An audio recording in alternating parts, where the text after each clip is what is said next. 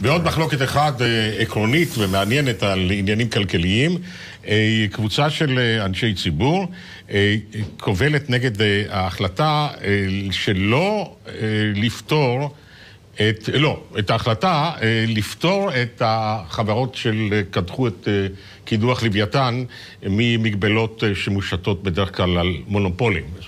שלוש החברות האלה זה נובל, החברה של תשובה וחברת רציו. ויעל כהן פרן היא מנכ"ל הפורום הישראלי לאנרגיה, ועורך דין דוקטור דוד תדמור מייצג את חברות הגז, שעבר היה ממונה על ההגבלים העסקיים. יש לומר שהממונה על ההגבלים העסקיים, דיוויד גילה, אישר את ההסדר הזה. אז מה לא בסדר? יש לנו ספק אנרגיה אחד, מה את רוצה לחתוך את השדה הזה לשלושה? תראה, קודם כל זה אפשרי. דבר שני, כן, תראה, יש פה בעיה. יש פה כבר מונופול גז, זה ברור, וזה, שיהיה ברור לכולם, זה משפיע על כל אחד ואחד מאיתנו. היה דיבור כאן על תנובה, זה כאילו תנובה היה עכשיו הגורם היחיד שמוכר מוצרי חלב בישראל, אוקיי? ואז הממונה להגבלים עסקיים היה בא ואומר, אתה יודע מה, בסדר, תוציא את היוגורטים, תמכור אותו לאיזו חברה קטנה, ואז אני אתן לך להישאר מונופול במשק. עכשיו, זה הסדרי גודל. יש מקורות אנרגיה אחרים. יש מקורות אנרגיה אחרים. זה המקור אנרגיה העיקרי של מדינת ישראל ל-40-50 שנה קדימה.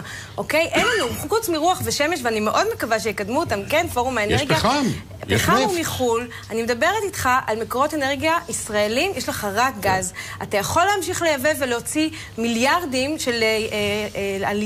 על יבוא של חומרי גלם. זאת אומרת שמחיר התוצרת הזאת מוגבל בכל זאת על ידי האיום שמחיר הפחם והנפט יהיה זול יותר. זאת אומרת, יש גג. הם לא יכולים להעלות את זה מעבר למחיר של אנרגיות אחרות. תשמע, עזוב רגע מחיר. מחיר זה דבר אחד. מונופול, אתה צודק. המחיר והמחיר של הגז פה בארץ הוא שערורייה מבחינת כמה שעולה להם להפיק לעומת כמה שהם מוכרים לנו, לציבור בישראל. אז זה דבר אחד, ופה צריך לעשות פיקוח על המחירים, כי יש פה מונופול והוא לא מפוקח היום. זה דבר אחד. דבר שני, שהוא הבעיה בעינינו אפילו יותר חמורה מהמחיר, כי על המחיר אפשר לפקח. הבעיה היא הכוח הבלתי יאומן שיש לגורם אחד, במקרה הזה שני גורמים, אבל הם חברו ביחד, על המשאבי אנרגיה של ישראל ל-40 שנה, אם לא יותר קדימה.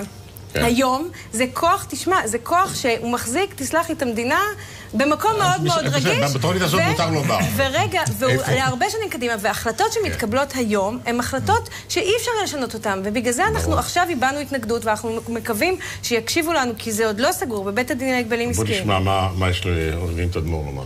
תשמע, קשה להיות ממונה להגבלים עסקיים. תראה, יושב דיוויד גילה, מגבש תיאוריה משפטית שאומרת שיש איזושהי בעיה חוקית בלוויתן, כשבוא נגיד ציבור המשפטנים שעוסק בתחום חושב שהתיאוריה הזאת מפוקפקת. בעזרת התיאוריה הזאת הוא מצליח לגרום לדלק, לנובל, למכור שני מאגרי גז גדולים, שהם לא צריכים למכור, מבטיח מתחרה נפרד מלוויתן בהיקף של 100 BCM, מדינת ישראל בשנת 2013 צרכה 7 BCM. אז זה מאגר גדול, שנפרד מלוויתן, יתחרה בלוויתן בזמן הקרוב, והאלטרנטיבה של הממונה זה לקחת את התיאוריה שהיא מפוקפקת, ולריב עליה 6, 7, 8 שנים בבית משפט. באותה תקופה, המאגר שיש בתמר, שהוא הספק הקיים, ידלדל, ובסוף יישארו במקום עם תחרות מהירה משני ספקים, עם מונופול אחד לוויתן שאולי לו בעלים אחרים, אבל זה לא יקדם אותנו בהרבה. את המונופול אפשר להסיר מיד. תשמע. אם המצב משתנה, את המונופול אפשר להסיר. מונופול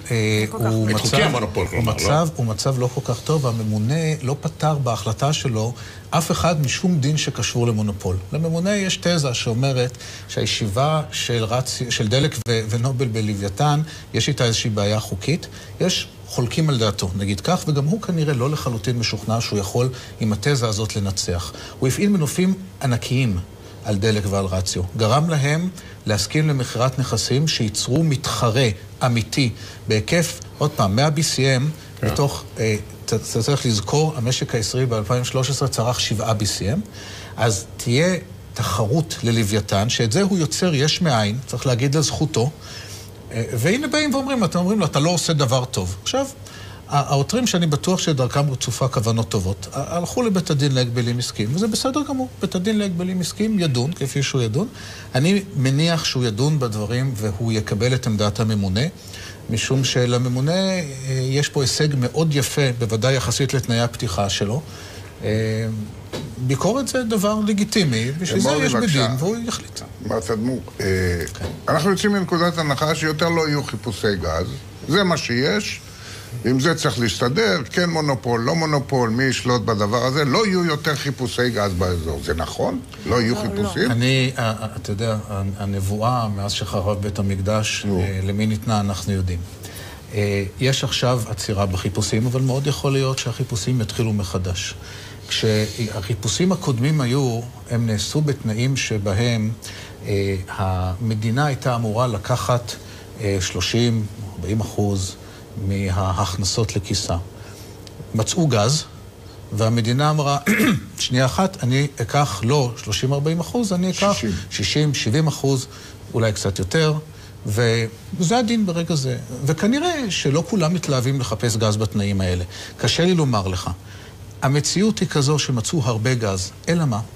גז באדמה זה דבר נהדר, כי אפשר לספור את המיליארדים שאינם. גז באדמה לא שווה כלום. גז שווה כשהוא מגיע לתעשייה, כשהוא מגיע לתחבורה, כשהוא מגיע לצרכן, כשהוא מגיע ליצרני החשמל, אז גז שווה. אז צריך לתת לו לצאת. כל פעם מתעורר עיכוב אחר, כי כל פעם מישהו לא מוצא חן בעיניו משהו. אז יכול להיות שיותר טוב במקום באר גז היה עציץ פטוניות. אבל בסופו של דבר צריך לתת... עציץ פטוניות? עציץ פטוניות. עציץ פטוניות. עציץ פטוניות. לא. יכול להיות יותר יפה. אבל בסופו של דבר, כדי שהמיליארדים האלה יגיעו, צריך לתת לגז לצאת. בא הממונה עם הסדר, הוא עבד קשה מאוד על ההסדר הזה. הוא חושב, אני נוטה לחשוב שהוא צודק, שהוא השיג הישג יפה מאוד, אני גם חושב שכך יחשוב בית הדין. זה בסדר גמור שמעמידים את זה למבחן נוסף, רק צריך לזכור שהזמן בסופו של דבר בא על חשבון הצרכן. היה משונה בעיניי, או למען האמת לא כל כך משונה, שמי שחבר לעמדה שלכם זה חברת חשמל. חברת החשמל אומרת, איך זה? מונופול? לא בסדר. חברת חשמל עושה במשך שנים כל מאמץ אפשרי כדי שלא יהיו לה מתחרים, כדי שתישאר מונופול. תשמע, אני לא ראיתי את הנייר שהוגש על ידי חברת חשמל, הם לא הצטרפו אלינו להתנגדות שלנו, יכול להיות שהם הגישו התנגדות משלהם, אבל חייבת להגיב לדברים של תדמור. אני חושבת שזה שיושב כאן נציג חברות הגז והוא מאוד מרוצה, למרות שהכריחו אותם למכור שני מאגרים ממש גדולים, קטנטנים, אפילו עוד לא יודעים כמה יש שם, וזה לא 100 BCM, זה 70 BCM, ואם הם לא מגיעים ל-70 BCM, יצטרכו לתת להם עוד קצת BCM. כשהממונה להגבלים עסקיים בעצמו אומר שהם לא יעמדו באותה רמת BCM זה נפח גז, צריך להבין, כן. מיליארד מטר מרובע. הם לא יעמדו, מורכב, הם לא יעמדו באותה עלות שולית, כי לוויתן זה ענק, ופה יש שתי בריכות לעומת ים, אוקיי? הכלכליות של ההפקה שלהם היא נתונה בספק. היכולת באמת ליצור פה גורם שני עם ה-70 BCM הזה, אנחנו קוראים לזה סרדין, עם הסרדין הזה לעומת הלוויתן, היא באמת נותנת ללוויתן, לא לקחו מלוויתן כלום, בלוויתן יש מעל 500 BCM הערכות, אוקיי? אז השאלה היא איך אתה, ויחד עם תמר, כרגע המצב הוא שיש לשתי החברות, עם עוד כמה שותפים קטנים, ביחד כ-800 BCM, ואומרים להם, תמכרו שני מאגרים שאולי יש בהם משהו כמו 70 BCM. זה התחרות במשק? איזה מין תחרות זאת? הרי ברור שזה לא ייצור תחרות. זה שהיום צורכים 7 BCM, זה כבר הולך ועולה כל כך, שהרי תמר מוכרו אותה בערך עד 2020. עכשיו תראה, הבעיה פה שמכרו לדיוויד גילו, פרופסור דיוויד גילו, הממונה להגבלים עסקיים, מכרו לו פשוט סיפור מופרך, והוא פוחד מהדברים האחרונים שאמר תדמור. טוב, הוא לא נמצא פה בשביל להשיב לה. נכון, אבל הוא את החלט שמכרו לו סיפור מופרך, אבל הוא לא נמצא פה. הסיפור המופרך הוא שיהיה תחרות אחרת, וזה הפחד שלו. הגז אולי יישאר באדמה, וזה משהו שלכל אורך הדרך כל הזמן מאיימים, וזה הכוח של המונופול. כל הזמן לאיים. בואו ניתן לדוד תדמור לסיים. תמיד משווים את 500 BCM של לוויתן לשאר, אבל מתוך ה-500 האלה, המשק הישראלי לא צורך כל כך הרבה. גם אם לא יצרוך 7 BCM לשנה, יצרוך 10. ואחר כך יצרוך קצת יותר. עם 100 BCM, והמספר הוא 100 כי יש השלמה מלוויתן, אפשר לייצר תחרות שהיא מאוד יפה. חלק גדול מהגז של לוויתן הולך לייצוא, כי בלי ייצוא אין פיתוח, ובסך הכל הממונה חושב, ואני צריך להגיד, נראה לי שהוא צודק, שהוא יוצר פה תנאים יפים לתחרות. יש מחלוקת, בית הדין יחליט. תודה רבה. תודה רבה. מיד נשוב לכם.